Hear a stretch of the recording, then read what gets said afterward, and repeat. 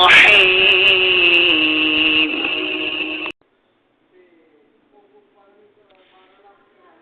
ایک آدمی نے عبداللہ بن زید رضی اللہ تعالیٰ عنہ جو عمرو بن یحییٰ کے دادا ہیں سے پوچھا کہ کیا آپ مجھے دکھا سکتے ہیں کہ رسول اللہ صلی اللہ علیہ وسلم نے کس طرح وضو کیا ہے؟ عبداللہ بن زید رضی اللہ تعالیٰ عنہ نے کہا کہ ہاں۔ پھر انہوں نے پانی کا برتن منگوایا، پہلے پانی اپنے ہاتھوں پر ڈالا اور 2 مرتبہ ہاتھ دھوئے، پھر 3 مرتبہ کلی کی، 3 بار ناک صاف کی، پھر 3 دفعہ اپنا چہرہ دھویا، پھر کوہنیوں تک اپنے دونوں ہاتھ 2 مرتبہ دھوئے، پھر اپنے دونوں ہاتھوں سے اپنے سر کا مسح کیا۔ اس طور پر اپنے ہاتھ پہلے آگے لائے پھر پیچھے لے گئے، مسح سر کے ابتدائی حصے سے شروع کیا، پھر دونوں ہاتھ گدی تک لے جا کر وہیں واپس لائے جہاں سے مسح شروع کیا تھا، پھر اپنے پیر دھوئے۔ صحیح بخاری حدیث نمبر 185۔ عمرو بن حسن نے عبداللہ بن زید رضی اللہ تعالیٰ عنہ سے رسول اللہ صلی اللہ علیہ وسلم کے وضو کے بارے میں پوچھا تو انہوں نے پانی کا طشت منگوایا اور ان پوچھنے والوں کے لیے رسول اللہ صلی اللہ علیہ وسلم کا سا وضو کیا۔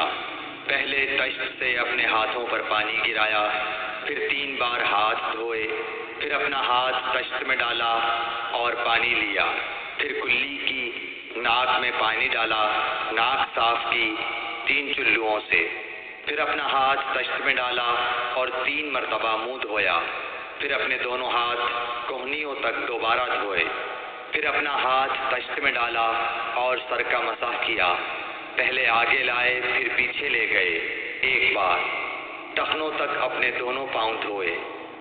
صحیح بخاری حدیث نمبر 186۔ ابو جحیفہ رضی اللہ تعالیٰ عنہ کہتے تھے کہ ایک دن رسول اللہ صلی اللہ علیہ وسلم ہمارے پاس دوپہر کے وقت تشریف لائے تو آپ کے لیے وضو کا پانی حاضر کیا گیا، جس سے آپ نے وضو فرمایا۔ لوگ آپ کے وضو کا بچا ہوا پانی لے کر اسے اپنے بدن پر پھیرنے لگے۔ آپ نے ظہر کی 2 رکعتیں ادا کی اور عصر کی بھی 2 رکعتیں، اور آپ کے سامنے آڑ کے لیے ایک نیزہ تھا۔ صحیح بخاری حدیث نمبر 187۔ ابو موسیٰ اشعری رضی اللہ تعالیٰ عنہ کہتے ہیں کہ نبی کریم صلی اللہ علیہ وسلم نے ایک پیالہ منگوایا جس میں پانی تھا، اس سے آپ نے اپنے ہاتھ دھوئے اور اسی پیالے میں منہ دھویا اور اسی میں کلی فرمائی، پھر فرمایا تو تم لوگ اس کو پی لو اور اپنے چہروں اور سینوں پر ڈال لو۔ صحیح بخاری حدیث نمبر 188۔ محمود بن ربی جب چھوٹے تھے تو رسول اللہ صلی اللہ علیہ وسلم نے انہی کے کنویں کے پانی سے ان کے منہ میں کلی ڈالی تھی، اور عروہ نے اسی حدیث کو مسور وغیرہ سے بھی روایت کیا ہے، اور ہر ایک راوی ان دونوں میں سے ایک دوسرے کی تصدیق کرتے ہیں کہ جب رسول اللہ صلی اللہ علیہ وسلم وضو فرماتے تو آپ کے بچے ہوئے وضو کے پانی پر صحابہ رضی اللہ عنہم جگڑنے کے قریب ہو جاتے تھے۔ صحیح بخاری حدیث نمبر 189۔